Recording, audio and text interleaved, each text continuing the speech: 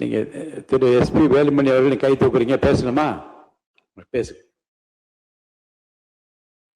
மாண்புமிகு பேரவைத் தலைவர் அவர்களே, மாண்புமிகு புரட்சித் தலைவர் எம்ஜிஆர், மாண்புமிகு புரட்சித் தலைவி அம்மா ஆகிய இருபெரும் தெய்வங்களை வணங்கி 17வது சட்டமன்ற பேரவைக்கு புதிதாக பொறுப்பேற்றுள்ள மாண்புமிகு முதலமைச்சர் அவர்களுக்கும் இருந்து சிறப்பான முறையில் பணியாற்றியவர். இந்த அவையை தாங்கள் சிறப்புற வழிநடத்த வேண்டும். அதே போல பேரவை துணைத் தலைவராக தேர்ந்தெடுக்கக்கூடிய துறையூர் தொகுதி சட்டமன்ற உறுப்பினர் திரு மு ரவிசங்கர் அவர்களுக்கு எனக்கு மனமார்ந்த வாழ்த்துக்களை தெரிவித்துக் கொள்கிறேன்.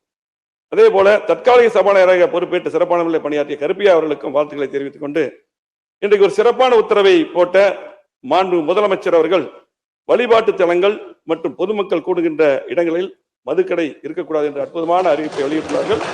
அவர்களுக்கும் எனது மனமார்ந்த வாழ்த்துக்களையும் நன்றியும் கூறி விடைபெறுகிறேன். நன்றி.